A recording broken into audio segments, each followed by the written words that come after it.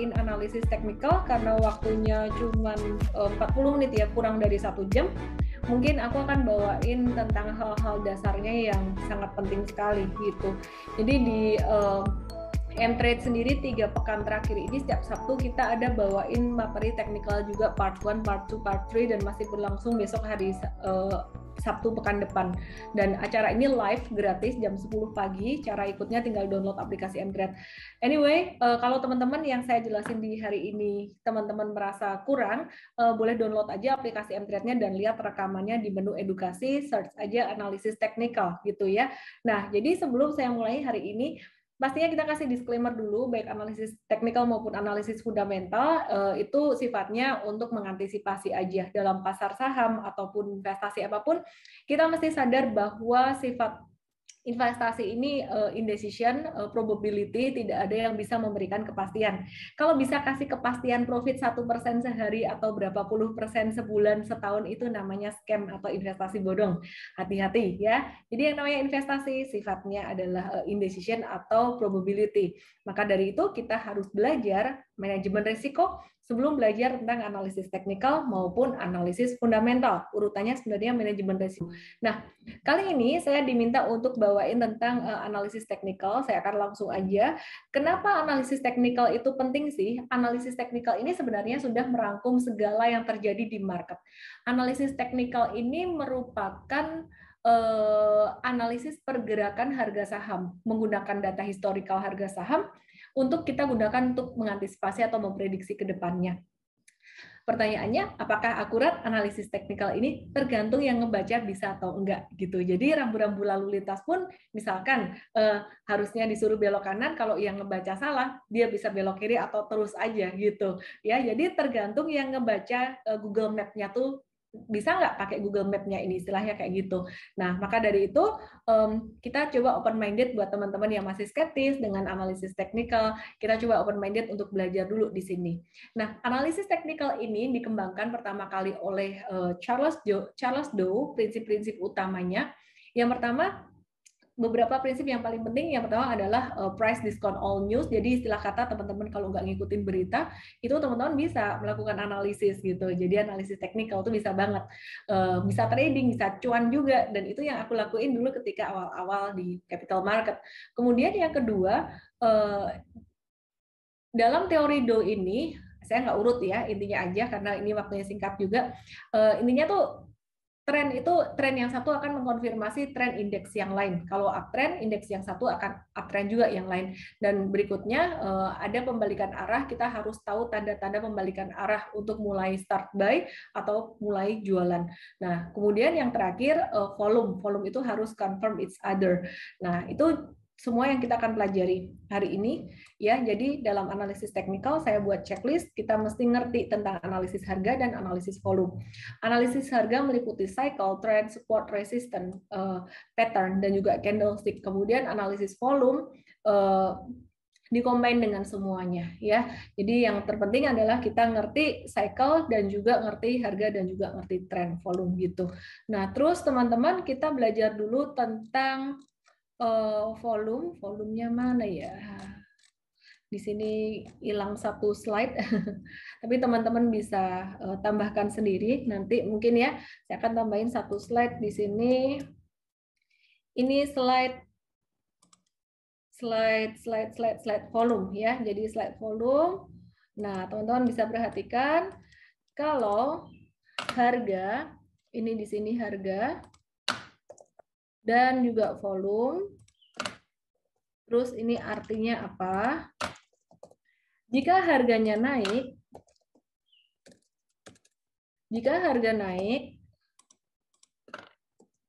volumenya tinggi, itu kayak perkalian matematika, plus kali plus sama dengan plus. Berarti masih akan lanjut naik. Jika harganya turun dan volumenya tinggi, ini kayak perkalian matematika, min dikali plus jadinya min, artinya lanjut turun. Kenapa bisa demikian? Ketika harga naik disertai dengan volume transaksi yang tinggi, artinya daya beli tinggi, sehingga bisa lanjut naik. Nah, ketika harga turun disertai volume yang tinggi, artinya tekanan jual besar sehingga dia bisa lanjut turun. Nah, ini artinya konvergen. Ini juga artinya konvergen. Konvergen itu artinya sesuai ya. Nah, tapi jika harganya naik, harga naik plus volumenya kecil, min plus dikali min, jadinya min. Artinya hati-hati loh, naiknya sudah mulai melambat dan sudah mulai bisa kemungkinan akan turun gitu. Nah, seperti ini, kondisi seperti ini disebut dengan divergen. Sebaliknya, ya, ketika harga turun terus nih, tadinya volumenya besar, tapi kemudian terakhir volumenya mulai mengecil. Nah, volumenya mulai mengecil di sini, ini kemungkinannya justru malah harga akan naik. Jadi turun terus, harga saham turun, tadinya volume besar, terus makin kecil, artinya apa? Tekanan jualnya tuh semakin kecil. Nah, kalau tekanan jualnya kecil, sellernya udah dikit, kemungkinan harga akan naik karena buyer akan semakin banyak. Kondisi ini juga kondisi yang disebut dengan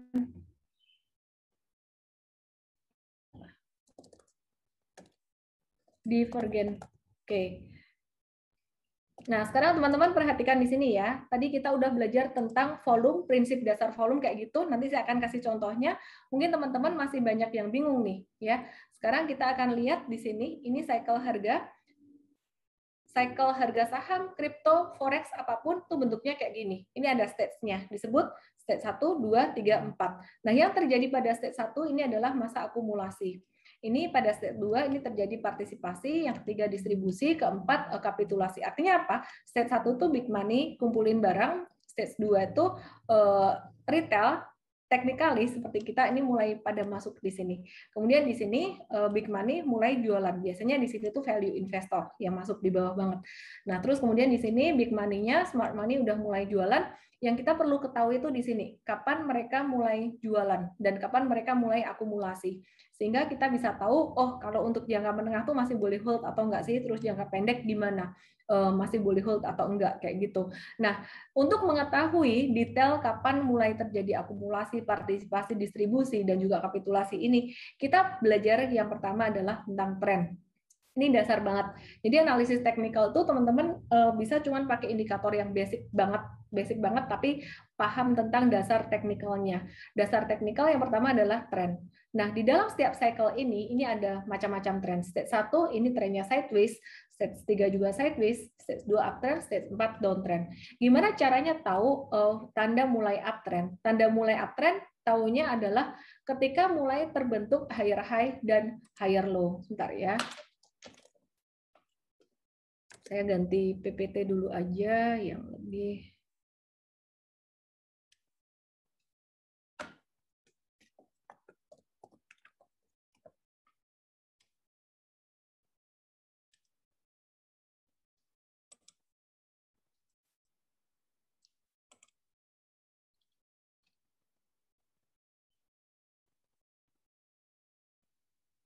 Nah, ini yang tadi saya cerita ya teman-teman ya, yang slide volume yang tadi hilang. Oke, ini contohnya, saya balik lagi ke volume tadi karena ada beberapa slide yang hilang nih. Ya, ini volume turun, harga turun, volume naik, harga naik, ini artinya konvergen. Ini kondisi yang konvergen. Nah, kalau yang di sini, ini kayak gini, ini divergen. Harga naik, volumenya turun, ini divergen gitu. Jadi kalau divergen itu menunjukkan tanda reversal atau pembalikan arah. Ya, ini divergen, ini kondisi yang divergen. Harusnya kalau konvergen tuh harga naik, volume naik. Nah, ini kondisi divergen, tapi setelah di sini, ini dia mulai konvergen lagi. Ya, jadi ini divergen tanda turun kan, harga naik, volumenya mengecil, daya belinya kurang, jadi dia tanda turun dan ini beneran dia turun. Ini BNI. Ya, oke. Terus kemudian kembali lagi ke cycle dan juga tren. Ya, jadi gimana cara memahami tren? Cara memahami tren ini gampang.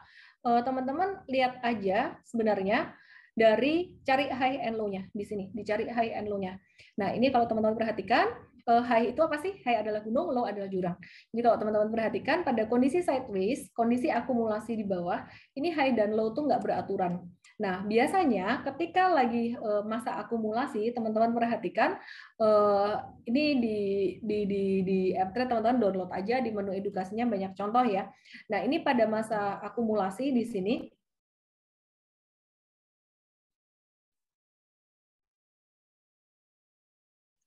Dan ketika tanda akumulasi, intinya volume transaksi naik ketika harga naik gitu. Nah, ini ada high dan high, kita tarik satu garis di sini. Kita tarik satu garis, dan dari garis itu kita bisa tahu batas sideways-nya gitu. Jadi ini kita tarik satu garis. Nah, dari satu garis ini kita bisa tahu batas sideways-nya ketika harga naik dari sini. Ini artinya lagi mulai masuk ke periode uptrend. Nah, uptrend terkonfirmasi jika terbentuk higher high, gunung yang lebih tinggi dari gunung yang sebelumnya, dan juga higher low. Ya, ini jurang yang lebih tinggi dari jurang yang sebelumnya. Nah, mungkin teman-teman kelihatannya ini sepele ya, dan banyak orang memilih menggunakan analisis teknikal yang keren-keren, yang indikatornya macam-macam gitu. Tapi sebenarnya prinsip terpenting dari analisis teknikal tuh pengenalan akan tren. Jadi awal dari terbentuknya tren, tadi saya ulangi sekali lagi, ketika terjadi breakout dari high pada sideways-nya ini. Nah, ini pada masa ini trend follower atau trader jangka menengah yang beberapa bulan tentang waktunya itu beli. Terus kemudian dia terkonfirmasi ketika dia membentuk higher low, higher high dan juga higher low. High artinya gunung, low artinya jurang. Nah, ini high-nya yang kedua lebih tinggi daripada high yang pertama, jurang yang kedua lebih tinggi dari jurang yang pertama. Perhatikan di sini. Selama dia masih membentuk higher high, ini di sini terbentuk lagi higher high, berarti dia masih uptrend, ya. Dia masih uptrend. Ini juga terbentuk higher low, ini juga terbentuk higher low, dia juga masih uptrend. Jadi kondisinya dan bukan atau, ya. Nah, sampai suatu saat terbentuk gunung yang lebih rendah daripada gunung sebelumnya. Ini terbentuk lower high dibandingkan dengan gunung yang ada di sini, dia lebih rendah. Ini berarti tren naiknya sudah mulai berakhir, sudah mulai melambat. Nah, dengan kita memahami higher high dan lower high ini aja, kita sudah bisa tahu, oh ini tuh koreksi normal atau koreksi di market tuh turunnya normal atau enggak normal. Kita harus jualan atau enggak gitu. Jadi gimana cara taunya normal atau enggak? Ketika terbentuk dia mulai turun di sini, contohnya ya, dia mulai turun di sini, ini volumenya ikut mengecil. Pas dia naik lagi volumenya lebih tinggi. Nah, ini masih normal. Tapi kalau suatu saat ketika dia jatuh, mungkin di sini dia mulai jatuh, volumenya lebih besar daripada volume pas dia naik di sini. Nah, berarti itu udah mulai tanda-tanda bahwa trennya tuh udah mulai melambat, udah mulai ada tanda distribusi. Nah, teman-teman, ada tanda lagi nggak sih yang lainnya? Ada ya. Jadi caranya tahu tren naik berakhir, kita juga bisa menggambar garis tren. Garis tren itu didapat dari dua titik, dari dua low nih, dihubungkan straight gitu, tarik satu garis. Selama saham ini masih di atas garis tren atau malah naik lebih tinggi dari garis trennya, berarti dia masih uptrend. Kalau dia naik lebih tinggi dari garis trennya, berarti trennya semakin kuat. Kita bisa tarik garis tren yang baru gitu. Nah, ini masih di atas garis tren. Suatu hari harga saham atau harga kripto tuh jatuh di bawah garis tren ini. Maka yang terjadi adalah trennya melambat gitu. Oke, nah terus kemudian ini periode downtrend ya. Downtrend itu gimana taunya? Sama kayak uptrend. Nah mungkin ini habis dari uptrend, terus ini ada sideways nih. Kondisi sideways adalah kondisi yang tidak menentu, nggak ada higher high and higher low. Tapi kadang terbentuk higher high, kadang terbentuk lower low kayak gitu. Jadi zigzagnya tuh berantakan, random gitu. Dan pada kondisi sideways, indikator moving average ini banyak memberikan signal palsu baik untuk breakout breakdown-nya dan juga untuk golden cross dead cross-nya itu teman-teman nggak bisa iniin. Oke ya. Nah, teman-teman perhatikan.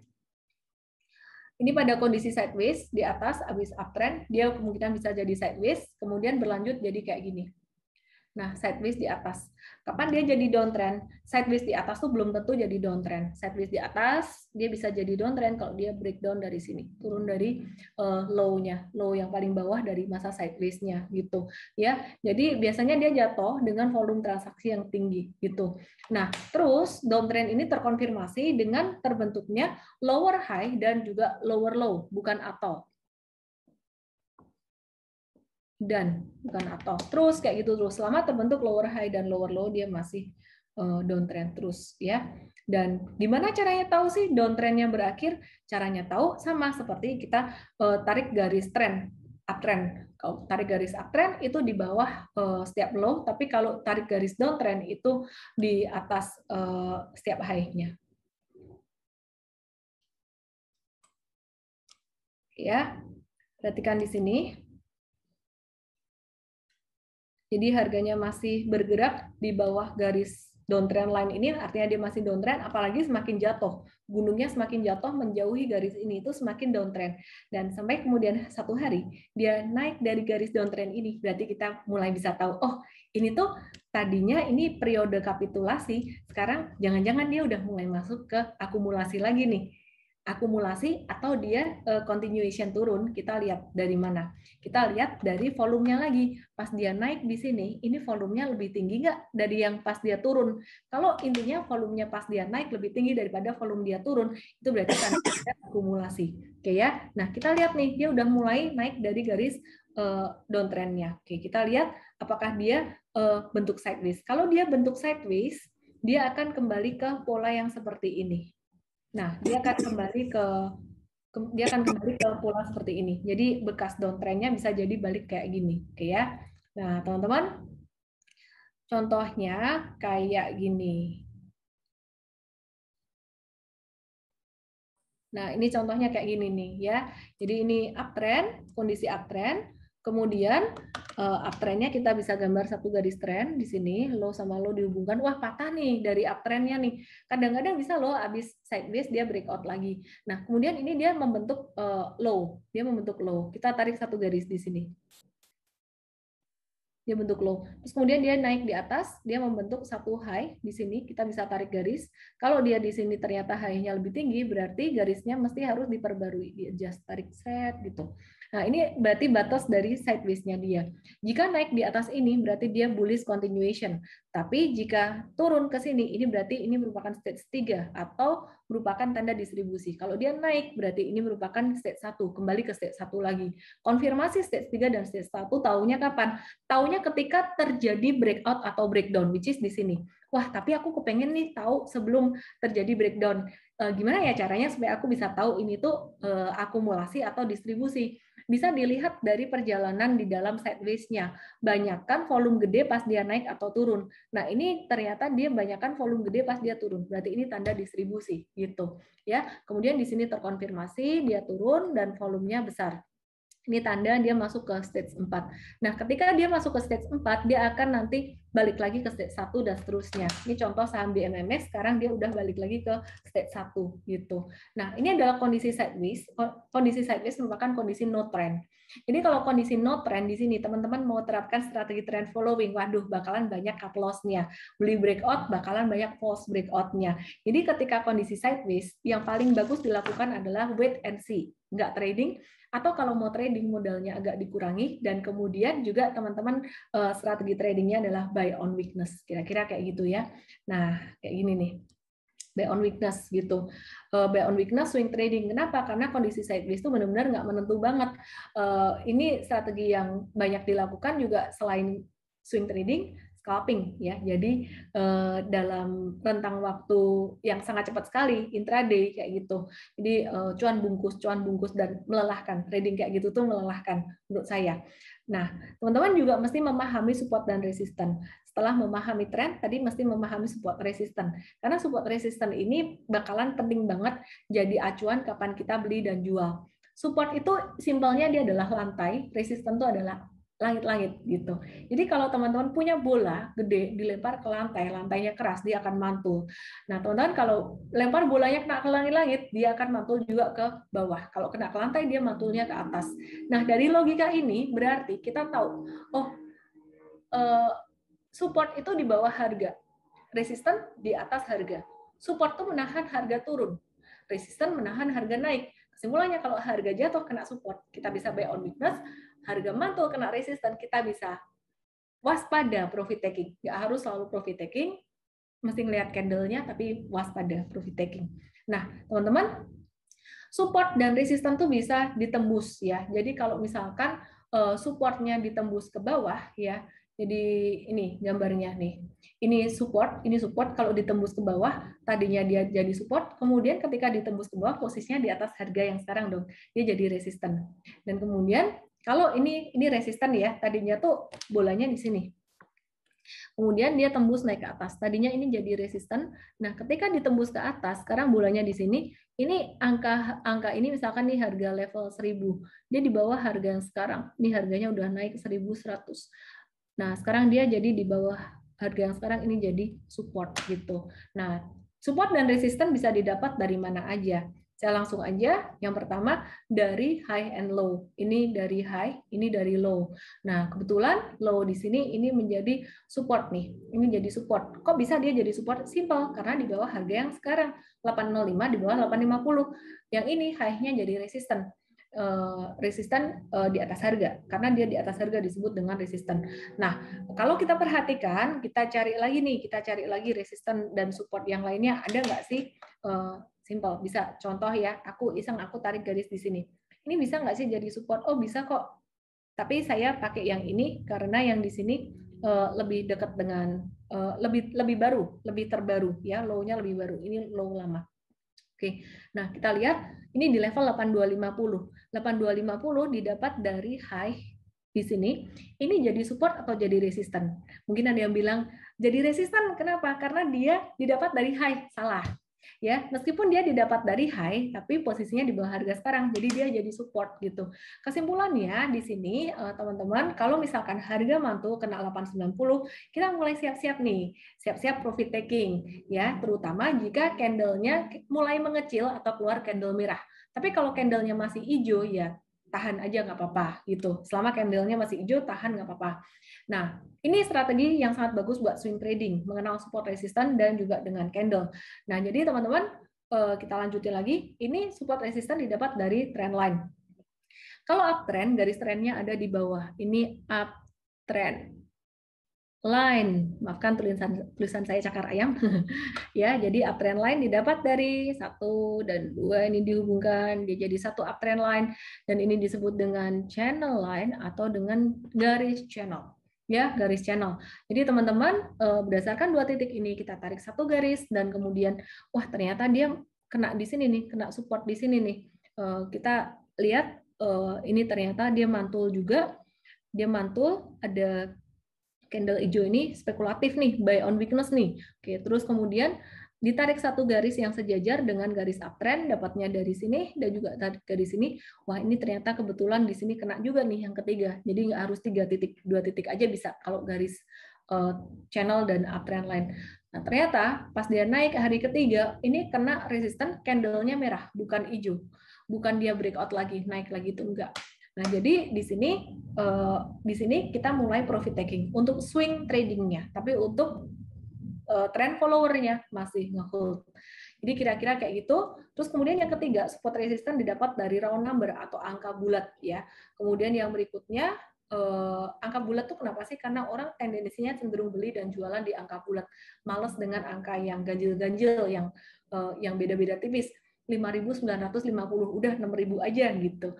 Nah, terus kemudian support resistance bisa juga didapat dari target chart pattern. Ini contohnya ada pola double bottom ya.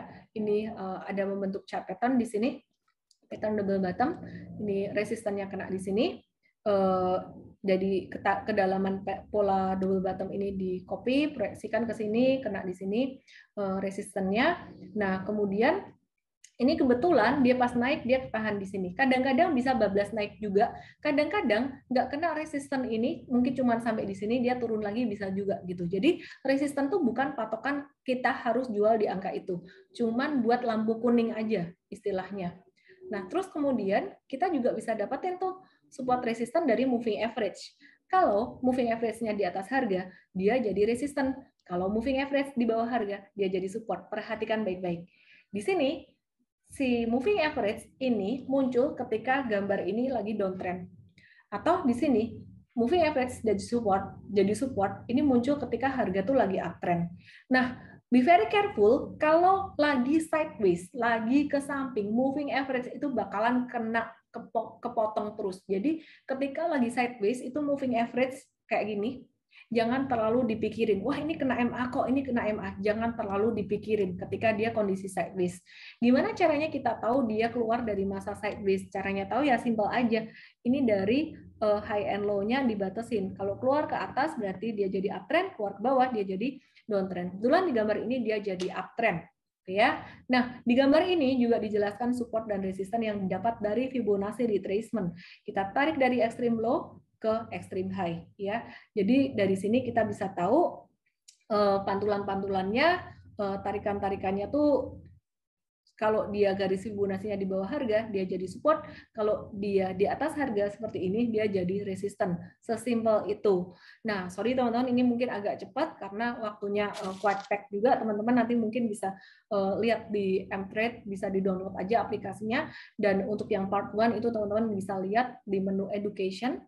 Caranya sih simple aja.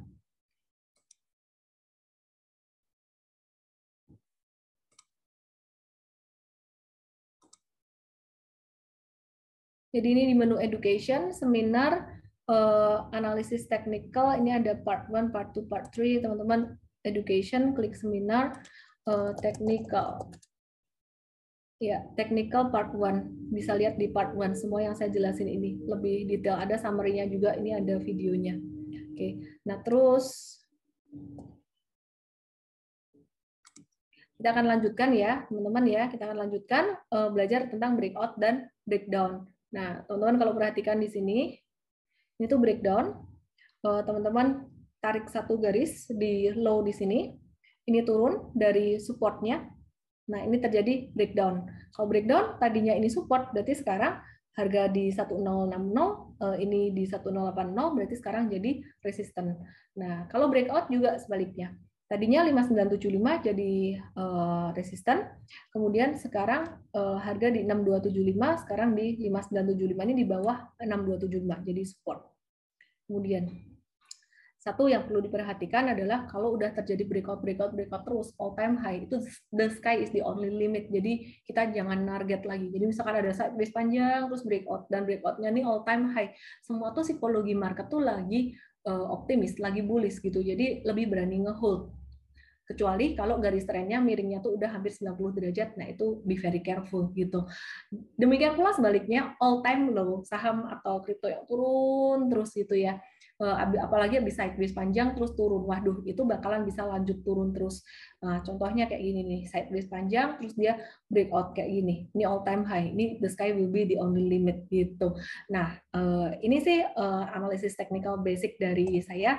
Nah, teman-teman kalau misalkan mau download Mtrade bisa cek di sini juga untuk analisis teknikalnya.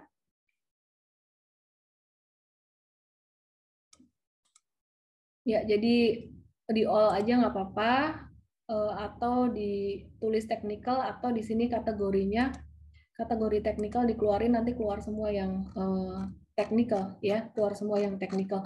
Anyway, itu dari saya, semoga bermanfaat. Kalau misalkan ada yang mau ditanyain, boleh ditanyakan, masih ada waktu untuk tanya jawab. Mungkin kita bisa lanjut ke case study juga nanti. Oke, makasih banyak Kak Ellen May atas tadi ilmunya yang keren banget nih tentang, walaupun tadi masih pengantar gitu. Harapannya di sesi Q&A kali ini teman-teman bisa menggali lebih dalam, dan dipersilakan juga kalau misalkan teman-teman pengen raise hand untuk langsung bertanya nih gitu. Karena kita akan mengutamakan teman-teman yang mau ngomong langsung ke Kak Ellen May untuk bertanya. Oke, kita udah ada satu penanya nih Kak. Nah, Bisma. Silakan Bisma. Oke, terima kasih. Apa suara saya terdengar sebelumnya? Iya, sudah terdengar. Oke, baik. Nah, mungkin terima kasih dulu kepada moderator yang telah memberikan saya kesempatan untuk bertanya. Dan juga terima kasih bisa bercengkerama dengan Kak Ellen May. Nah, mungkin saya ingin bertanya nih Kak, kan sekarang pandemi nih, zaman-zamannya orang yang corona dan juga mencoba terjun ke investment. Nah, salah satunya kan trading ya Kak ya. Banyak orang kayak scalper, swing dan macam-macamnya. Nah, izin bertanya nih Kak, kan saya masih awam nih, ingin menentukan tadi untuk kita belajar seperti kayak entah Elliott Wave, entah misalnya Fibonacci dan lain-lainnya untuk menentukan entry level nih. Kan takutnya kayak kemarin nih, misalnya masuk di saham yang misalnya lagi turun dulu kan UNVR, tapi ternyata saya bayangnya 5.000, kiranya kan bakal balik ke 8.000, ternyata turun ke 3.000 lagi, naik ke 5.000 lagi Kak.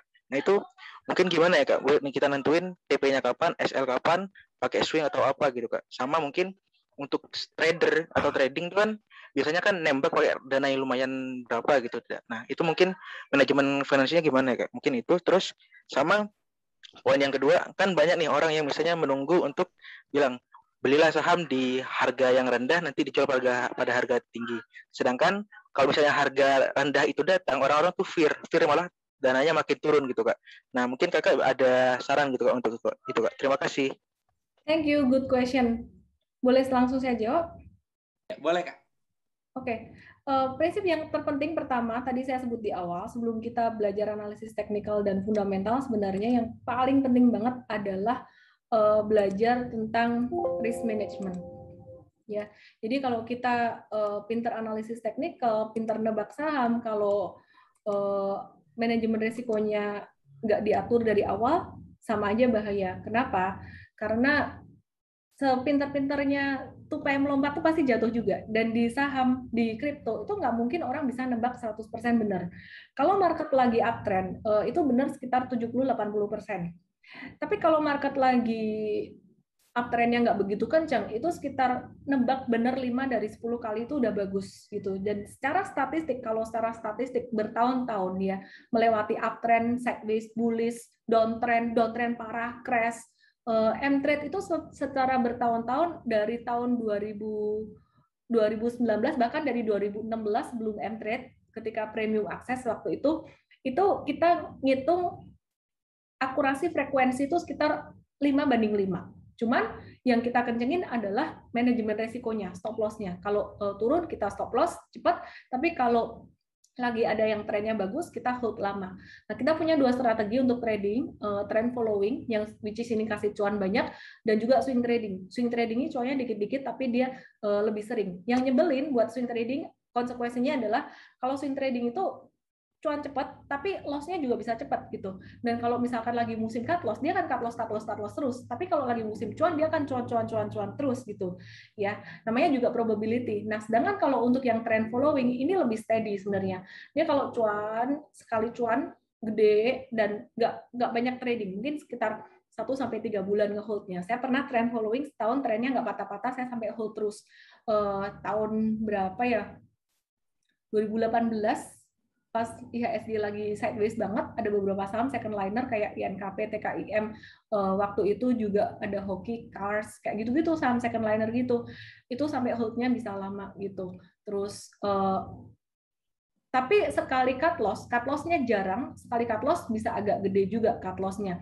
Intinya pada frekuensinya swing trading lebih cepat take profit, stop loss, buyback, sedangkan trend follower enggak. Nah, gimana caranya kita tahu mau hold lama atau mau enggak ya?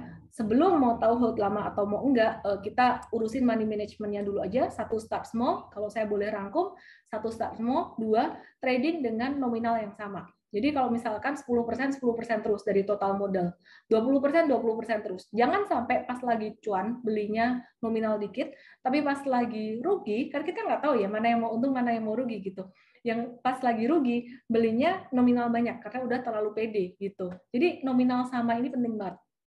Kemudian caranya tahu kapan kita swing trading, kapan kita mau trend following, itu kuncinya pada di sini. Kuncinya di sini ya. Jadi pada pengenalan kapan sih teman-teman stage 1 itu kapan, stage 2 itu kapan. Kuncinya tuh di sini nih.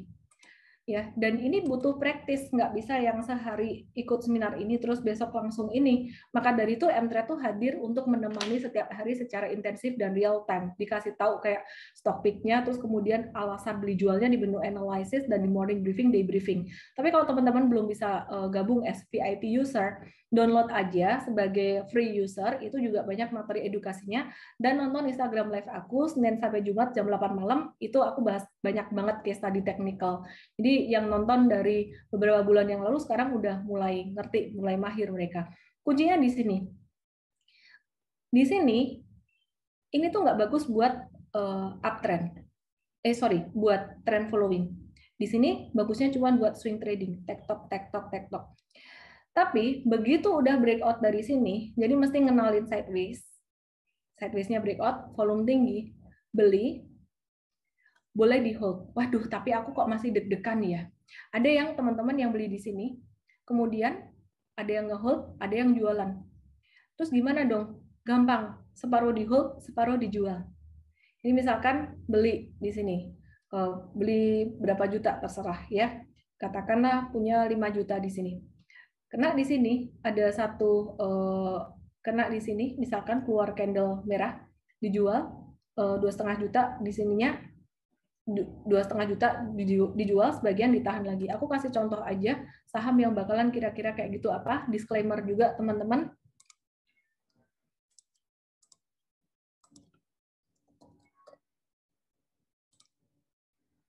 Ini adalah contoh saham yang lagi akumulasi. Taunya gimana kok bisa tahu lagi akumulasi? Simple. Volume transaksi lebih tinggi ketika harga naik. Dan sekarang harganya lagi di support. Nah, kalau mau nyicil beli di sini sekarang, silahkan. Mau beli pas dia lagi breakout 2260, silahkan. Karena kalau breakout 2260, dia sudah confirm uptrend. Kalau kondisi sekarang ini, dia masih sideways. Istilah kata masih di stage 1. Ya, mau ngetes dikit silahkan di sini. Nah, pertanyaannya, kalau pas dia breakout di sini, naik, kemudian tiba-tiba ini hijau-hijau, terus keluar candle merah kecil. Wah, apa dong yang harus dilakukan? Swing trader jualan, trend follower hold. Selama merahnya itu volumenya nggak gede. Sesimpel itu. Jadi kita butuh practice day to day ngeliatin chart gitu ya. Jadi fokusnya bukan ngeliatin running trade, bukan ngeliatin broker flow, tapi ngeliatin chart. Kalau ngeliatin broker flow, perpindahan saham dari broker ini ke broker itu terlalu minor menurut saya. Sedangkan yang perlu dilihat tuh di sini. Jadi kalau kalian yang suka dengan bandarmologi, sebenarnya analisis teknikal ini bisa banget digunakan untuk ngecek pergerakan big money atau smart money itu kemana. Ini jelas-jelas mereka akumulasi. Dan di sini mereka nungguin harga sahamnya turun lagi. Biasanya yang jualan retail. Retail capek, malas nungguin lama, mereka jualan, volumenya kecil, dan di sini mereka kumpulin lagi. Oke, ya disclaimer ya teman-teman ya. Contoh yang kayak gitu yang udah jalan apa? Ini contohnya BBTN. Aku kasih contoh. Di sini kita melihat pola akumulasi waktu itu di bawah, kita tunggu volumenya keluar. Bentar. Nah, nih lihat. Ini kan dia akumulasi nih. Volumenya lebih gede pas dia naik hijau. Terus kemudian pas breakout di sini. Ini confirm breakout, volume naik dan kemudian teman-teman perhatikan dia sideways di sini. Ya. Nah, ini pas ini breakout dari stage 1-nya, ini stage 1, ini masuk stage 2. Terus kemudian swing trader di sini tuh boleh jualan. Ini keluar candle merah, di sini boleh jualan. Nah, tapi trend follower masih nge-hold terus. Gimana caranya trend follower jualan?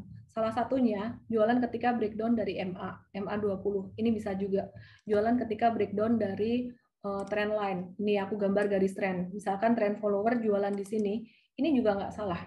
Terus cara ketiga yang aku ajarin di workshop Super Trader, Super Trader tuh ada di M-Trade juga ya di sini. Seminar Super Trader ada di menu education. Nah ini teman-teman kita upgrade supportnya. Nah tadinya di bawah kan supportnya kan, aku start dari awal aja. Ini kan di sini, ini breakdown, resistannya kan dia jadi support ya. Pas dia naik, dia konsolidasi dikit. Ini kebetulan dia konsolidasinya nggak lama, jadi nggak kelihatan low-nya yang mana. Nah ini harusnya ini jadi support. Kalau dia jatuh dari supportnya jualan, tapi ternyata dia naik lagi. Terus, nah kita kasih support di sini nih. Kita kasih support di sini. Dia membentuk satu low, kita taruhin garis support di sini. Dia konsolidasi. Kalau dia breakout lagi, kita hold. Tapi kalau dia breakdown dari support di sini, kita jual. Kira-kira kayak gitu. Nah, ini karena waktunya terbatas, mungkin teman-teman kalau mau yang gratis sih, download aplikasinya aja gratis dan ikutin Instagram Live aku everyday, Senin sampai Jumat gitu. Jadi butuh praktek emang. Jadi menjawab pertanyaan yang tadi ya, gimana caranya, kapan tahu swing, kapan taunya trend following, sebenarnya lebih ngelihat perubahan tren itu tadi. Oke, makasih banyak Kak Ellen. Jadi tadi ya teman-teman, emang nggak mungkin setelah belajar sehari teman-teman langsung jadi investor keren gitu. Nah tadi kata Kak Ellen emang harus ada latihannya, harus ada konsistensinya juga gitu. Jadi jangan sampai kayak baru digoyang dikit nih gitu. Aduh, harus ini nggak ya, harus cut loss nggak ya gitu.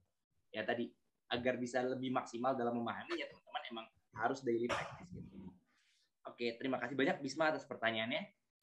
Next, kalau ada teman-teman yang masih pengen bertanya secara langsung, kami sangat mengutamakan. Tapi kalau enggak, mungkin kita akan move ke pertanyaan yang ada di question box.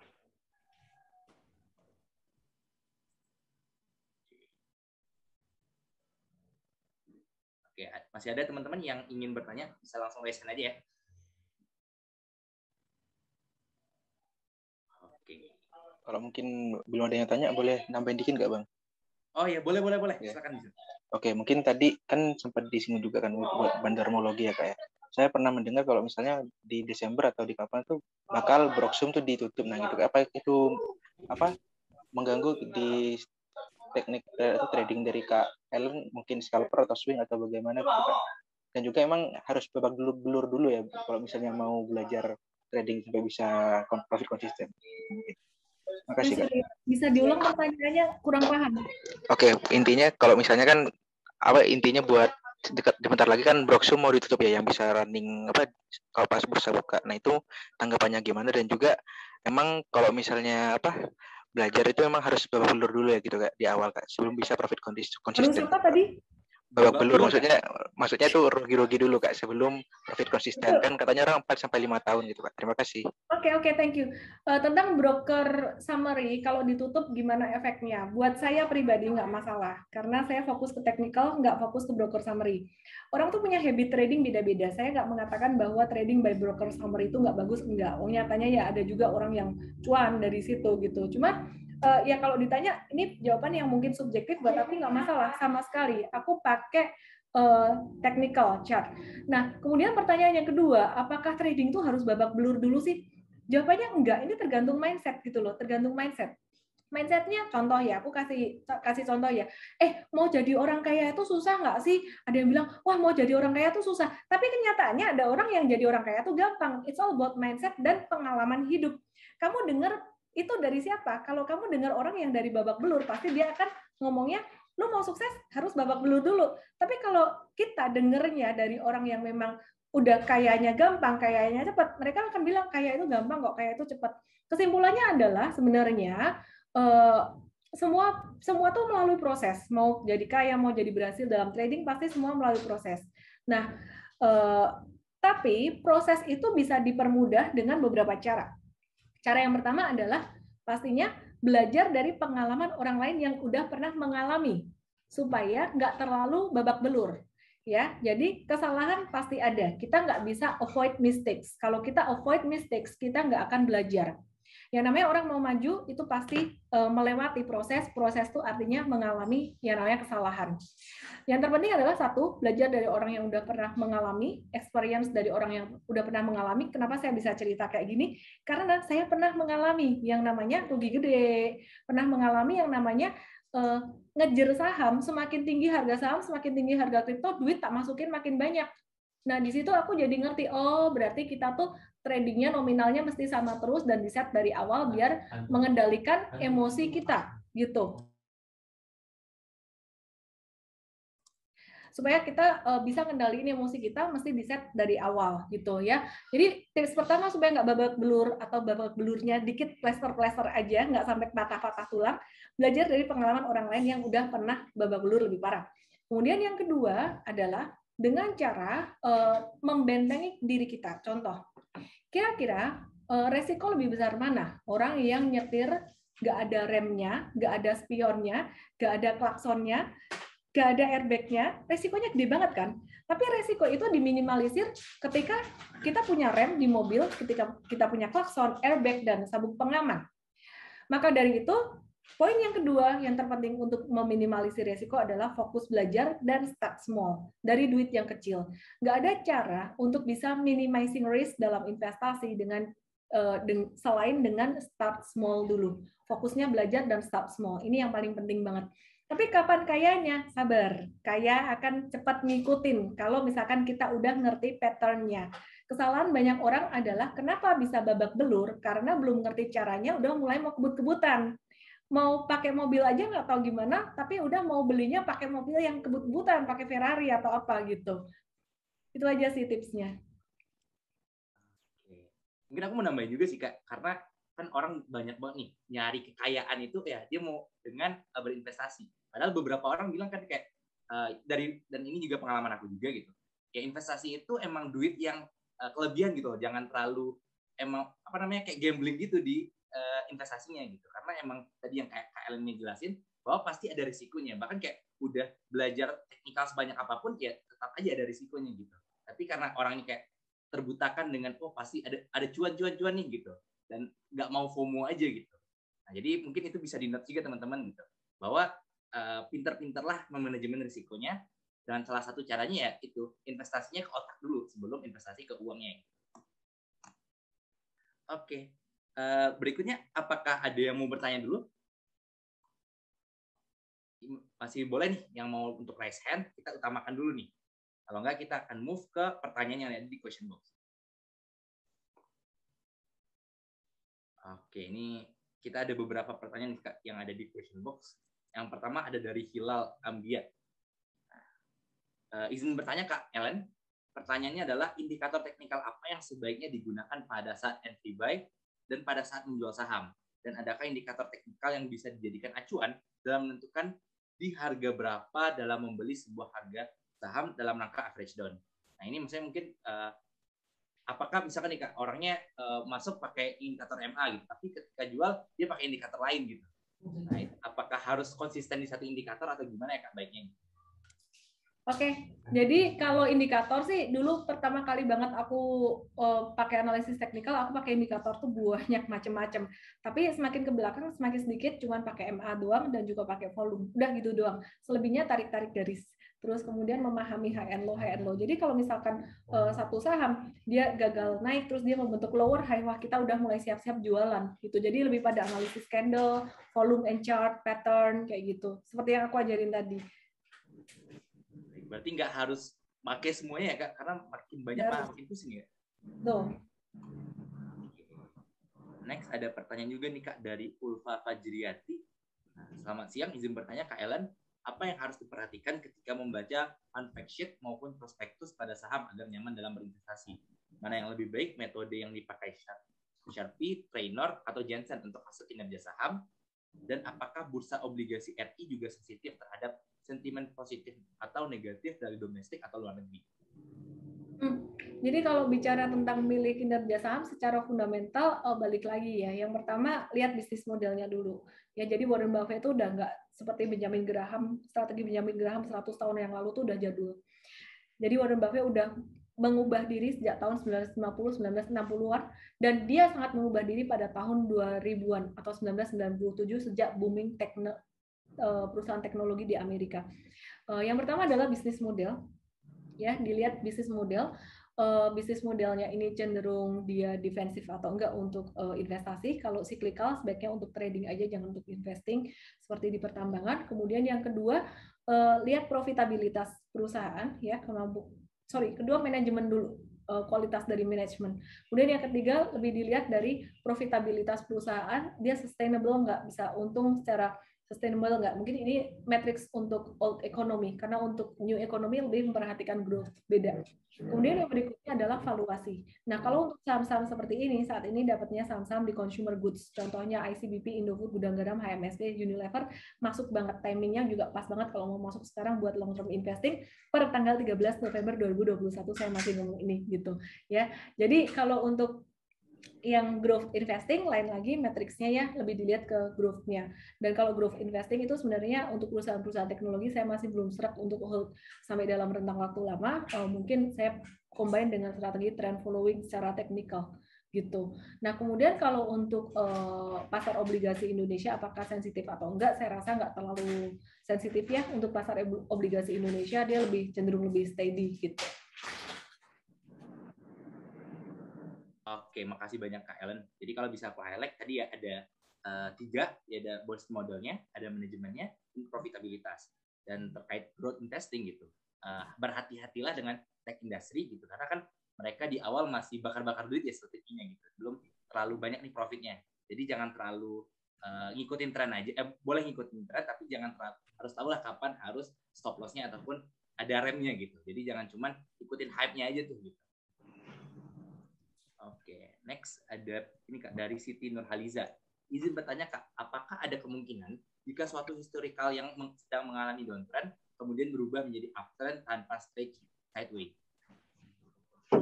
Jadi dari downtrend langsung berubah jadi uptrend aja Kak? Oh, ada yang bisa.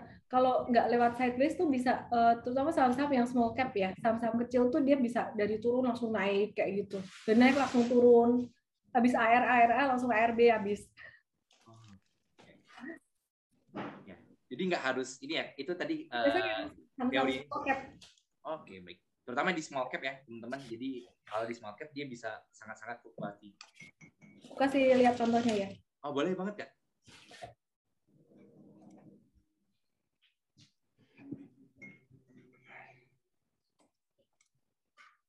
Ini contohnya.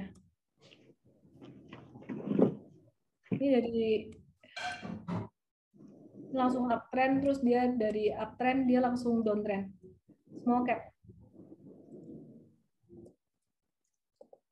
Dan nggak bangun-bangun. Ini masih ada sideways-nya dikit ya. Kalau yang tadi langsung ya. Jadi banyak yang kayak gitu yang small cap. Baik. Makasih banyak Kak Ellen. Jadi tadi perhatiin ya teman-teman, kalau misalkan nggak selamanya dia harus sideways dulu, bisa dia langsung ke uptrend kalau misalkan dia small cap. Next kita ada dari Michael Kristiadi nih Kak. Izin bertanya, jika fundamental dan teknikal bertentangan, kita lebih baik mengikuti yang teknikal atau fundamental nih Kak?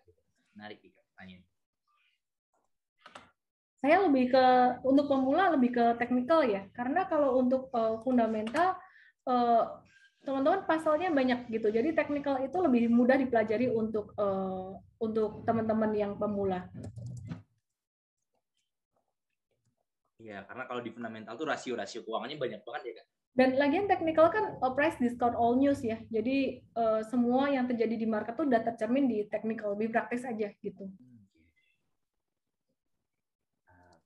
Next, mungkin ini ada pertanyaan terakhir nih Kak untuk sesi kita pada siang hari ini.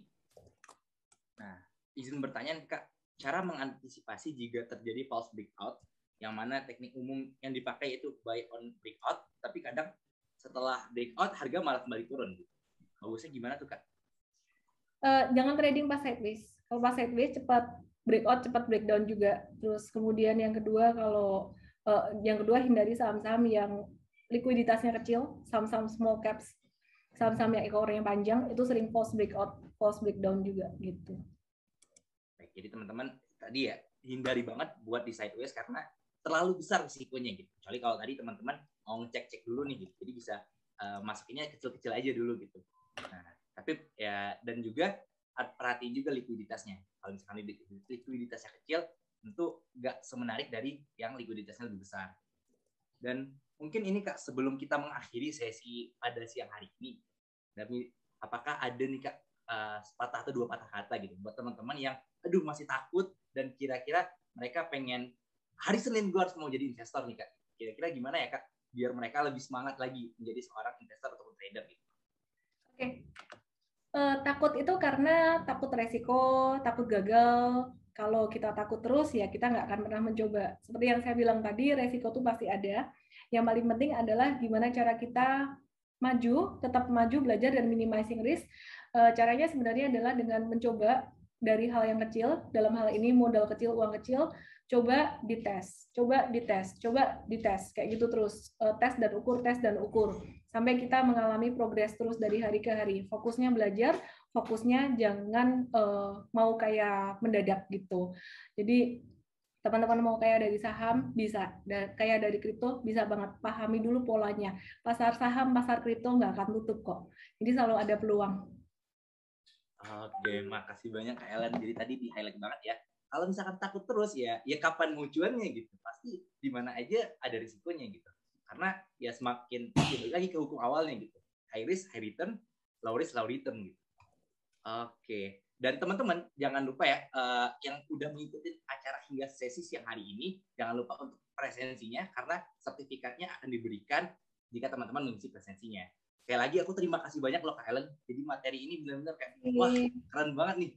Bisa cuma 40 menit aku minimal udah paham tentang uptrend, downtrend, sideways, resistance dan supportnya, dan benar-benar keren banget nih Kak. Jadi kalau misalkan ini Kak, kalau misalkan masih mau belajar, kita kira-kira kemana nih Kak? Ke Mtrade-nya langsung download atau? Ya, boleh langsung download aplikasi Mtrade-nya di Android dan iOS. Ini memang materi untuk yang free, memang masih terbatas, tapi kita akan tambahin terus. Dan jangan lupa Senin sampai Jumat nonton jam 8 malam, ya. Oke, baik Kak Ellen. _official. Oke. Siap Kak. Jadi kalau teman-teman yang masih kepo-kepo dan mau nanya lebih banyak, bisa tadi tuh ngikutin baik di aplikasinya ataupun ke Instagramnya Ellen. Sekali lagi aku dari panitia mewakili, terima kasih banyak Kak atas sesi pada siang hari ini. Dan oke Kak, semoga kita hanya bahagia ya Kak dan senang. Bye. Next.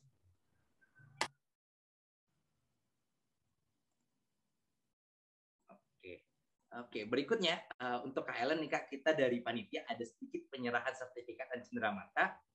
Mungkin dari panitia yang mewakili, dipersilakan. Baik, terima kasih atas kesempatannya.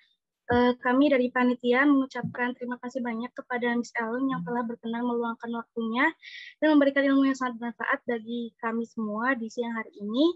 Berikut kami persembahkan sertifikat dan kenang-kenangan dari panitia berupa plakat. Dan untuk plakatnya akan kami kirimkan ke alamat Kak Ellen selanjutnya. Baik, saya ucapkan sekali lagi terima kasih banyak.